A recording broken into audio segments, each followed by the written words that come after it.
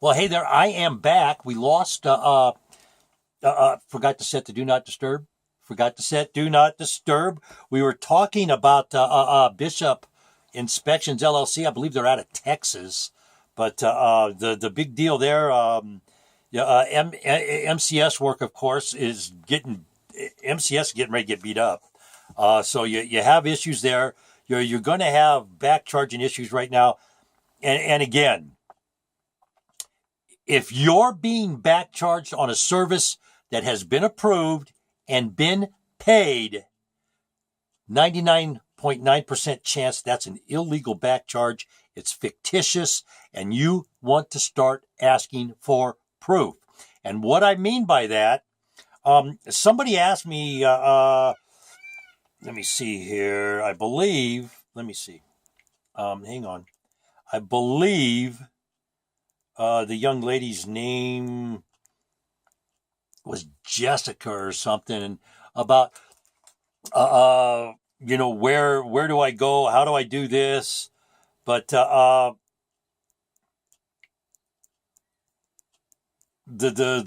question basically was,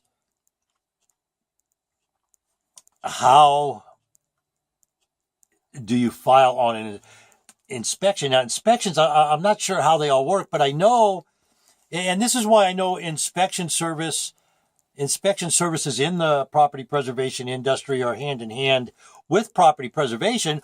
Our company, those guys right there, we actually provided property condition reports. We set up a rental inspection property service. Now, for those of you who would like to set something like that up, I use a book called The Home Check Book. I purchased it from John Allen at NARPE International. I don't know if he is around. If he is not around, I'm going to see if we can't work something out to make this book available again to the public, like it was at one time. But rental property inspections, what we used to do, and this is what I did. A buddy of mine was manager for an apartment complex. And he, had to go to court one day, and he was all beside himself. I said, hey, what if you guys had some kind of procedure in place that would provide documentation to the owner and the renter of what the condition of the property was in when they moved in? He goes, wow, dude. He goes, that sounds like a good idea. So I pitched something to him, and this is what we did. We're still doing it. It's a good deal. We charged $75 for the property condition report. We used a checkoff list to make the report. And I mean, we used a checkoff list that started at the foundation and ended up at the peak of the roof. It's about 108 pages long. It's pretty detailed. It takes about 45 minutes with taking pictures and making your notes to do the report, and then probably another 45 minutes to an hour back at the office. Now, what we would do, we charge $75 per report. What makes it sweet, there's always 2 reports on a unit because you got a move in and a move out.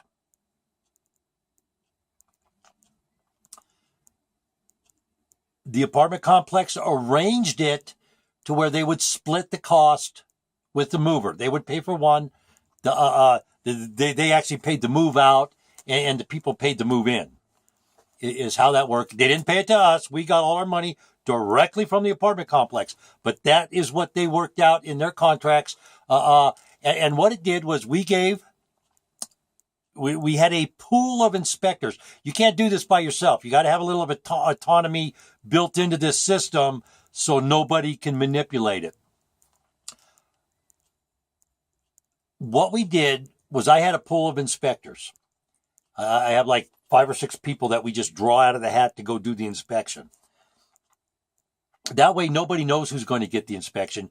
You do not meet the people renting the place. You do not talk to the landlord. You do not talk to the owner of the property. You go inspect the property. Just that simple. we mail the reports out. We don't hand them to anybody at the office. They get mailed to the owner of the property, and the rentee, or you, the renter, they get a copy of the thing. What happens is each person gets the same copy of the information coming and going, and now they have documentation of what the condition of the property was in before and after they moved out. It's very important because a lot of deposits and a lot of stuff in court on rental properties hinge on time. If the walls are a little dirty after 10 or 11 months, got handprints on them and stuff, normal wear and tear. There's a path from the front door to the back room, normal wear and tear. If you're in there a month and you got a hole in the wall and the carpets are tore up, that's not normal wear and tear, and the property owners are entitled for reimbursement at your expense. And that's what it protected. But that was how we set it up. I got lucky. I got to admit, I got lucky. I just happened to throw the idea at somebody, and it took. But it's not a far-fetched service to set up. It's especially if you have realtors that do rentals. Remember, most deposits are $750, $1,500. That's a little chunk of change for somebody moving. So it's one of those things. And one of the questions that came in to me, what do I need to be doing locally? Is contacting my local government enough? If you feel, and this question came in on the chargebacks, it came in on the chargebacks, and what I'd like to say is this. First and foremost, check your contracts, and then check your local ordinances and laws and rules. Are you following all of them? Do you have the proper permits and licensing? Make no mistake about this. If you I'll use Nevada. For even property preservation, you have to have a real estate card that costs you like $75 or something like that. If you don't have all the proper licensing and permits to do your job, whatever is required by your jurisdiction, that's what you need to have, not what somebody in Florida is telling you need in the state of Washington. Go to the state of Washington, they will tell you what you need, not some bozo at a cubicle in Florida. No, find out what your rules are, find out what your laws are, and then apply the proper licensing and permit that is necessary for you to do your job. Because if you don't, when you get into court, the judge is going to rule, well, you're not licensed to do this work, therefore, you have no standing. And if you have no standing, go ask Amanda and Dan Boozchak what happens when you have no standing. That means you get to shut up and do whatever the judge tells you to do because you don't have any grounds. You don't have everything you've just put in front of the judge is moot. That's what it means. So make sure all your licensing, everything is up. And as far as contacting local government, if the company that is sending you work orders to complete, if they are not licensed in your jurisdiction, if they're in Florida and you're in Nebraska and they're not licensed in Nebraska, I don't care what state it is in the country. They need to be licensed in that state for this reason. The work product does not leave the state and they profit from it. They profit from your work. They profit from your investment. If they are not licensed, they are breaking the law. This goes back to compliance. I hear compliance being thrown around left and right. If the company that is charging you back is not in compliance, file on them. You're going to win. I'm going to guarantee you right now, I don't make guarantees. You're going to win.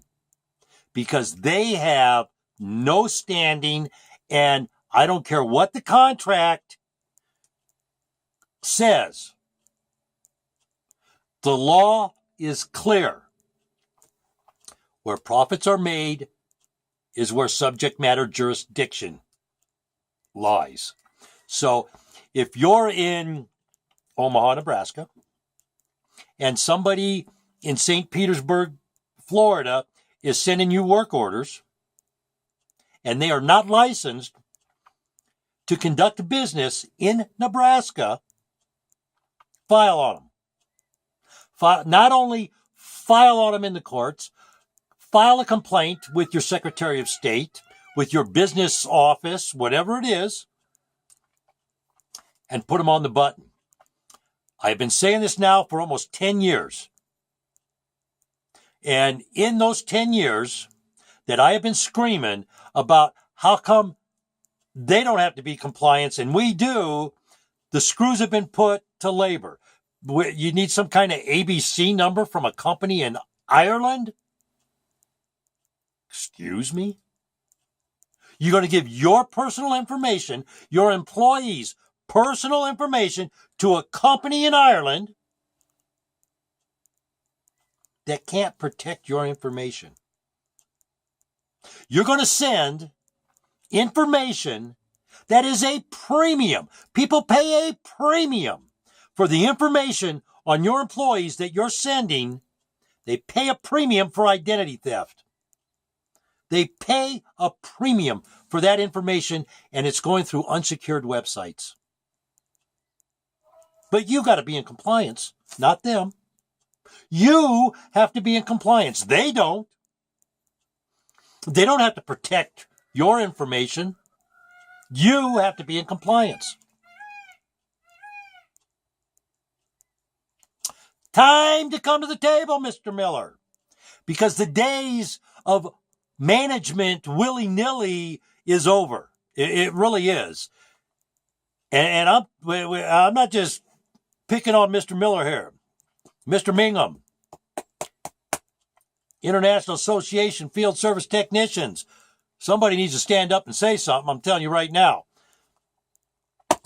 If labor has to be in compliance, so does everybody else. And that means the company's subbing the work. Trust me, right now, these regionals that are covering 10 states, they don't have an extra $5,000 to kick out for licensing. They're going to go belly up. And I'm telling you right now, if you file on them, you are going to win your court case because they have no standing. Ain't that right, Amanda and Adam? Ask the booze checks. Ask the Brian Drain dude, who was their mouthpiece, who said, oh, we can't talk about it because we signed a disclosure. Don't need to talk about it. I read the transcripts.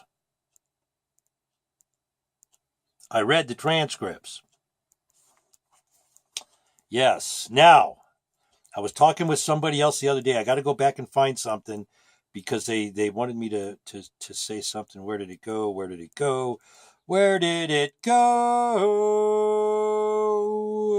Let me see. I'm not sure who the name was. Oh, does anybody who knows who's getting the contract for Florida? Oh, somebody said CWIS. CWIS is not getting the contract for Florida. And I believe Chloe Juliet Gray. I would like to know who told you CWIS petitioned to extend the contract and it was granted. I would like to know who provided that information because that is a lie. It is a bold-faced lie. They cannot apply. They cannot do it. Cannot do it at all. Michael Whittington, they've had NC. Oh, I guess somebody has had North Carolina. CWIS has had North Carolina since AMS dissolved. AMS never dissolved. They were purchased by MCS, and when they purchased that, and it was my theory, because MCS was not licensed in every state at the time where AMS was, it was my theory that they had purchased AMS to be able to take advantage of the licensing AMS held at the time, but it was never renewed. So MCS, again, here's a company back charging you, and they're not licensed in your jurisdiction. Wake up. Wake up on that issue right there. If they're not licensed in your jurisdiction and they're charging you back, play the stupid card. Play the stupid card. Hey, call your state attorney general and say, hey, this company, they're over here in this state. They're not, they're trying to charge me back and they don't have any reason. And I'm not sure how to file a complaint on this. I can't find their business license. Can you tell me where to find their business license? Bet me your attorney general is going to file a complaint on them the same day and go get them because they owe money to your state. That's how it's done, ladies and gentlemen. And if you guys think I'm kidding, call Richard at Sentinel. Call Dick over at Sentinel and find out if I'm kidding. They had their license in Nevada in 48 hours. Within 48 hours, Sentinel was licensed to conduct business in Nevada. Once Dick told me I was talking out my neck that I don't need a business license in Nevada. We don't do the work. You do. You need the license. I said, no, you profit from my work. You need a license in this state. He swore up and down that he was wrong. That I was an idiot. I was stupid. But at the end of the day, he had to purchase a business license in the state. And there was a little touch of a fine because he'd been in the state for a few years. Ain't that right, Dick? CWIS, bad company. And actually, Joseph Hummel did say something right. FSM is by region, not by state. But this gal was asking for her state because that's it. Christine Conroy Janae. She asked a question, how'd you find out this information? I would like to know. And she works strictly for CWIS, so that bites. Little, for what it's worth, Christine. Got too many eggs in one basket, get them all in different baskets. Because that's bad news right there. And that's you've been lucky right now because they got a bad track record. And there's no telling when they're going to start charging back people because they're going to run out of money real fast if they're not already. But that is my question to Chloe Juliet Gray. If you would, please contact me. I would like to know who provided that information to you because it is false. And there's somebody else that wants to know about it too. So anyways, happy Mother's Day to all the mothers out there. To that cutie pie Kim Savage in Richmond, Virginia. Let her know how cute she's going to look in that pink poodle skirt and saddle shoes while she's spinning around on the dance floor at the prom, doing the sock hop and all that bebop stuff. You bet. Hot August night, ladies and gentlemen. If you ain't, it is the premier car show on the planet. There's like probably 250,000 vehicles in this area that are over 40 years old. Some of them go all the way back. Last year, if I'm not mistaken, one of the original Oldsmobiles from like 1896 or something was here. So it is an awesome Americana, piece of Americana. The history, automobile history, it's an awesome event. It really is good. GMO Tuesday, folks, we're going to be talking about the CRISPR, this new technology. If you have information on that, Brett Douglas down there, DeLand, Florida, your go-to guy in the DeLand, Florida area. And, of course, foreclosurepedia.org for up-to-the-minute fraud information in property preservation. Happy Mother's Day to all the ladies out there. Let's have a great day. Let's all be safe out there.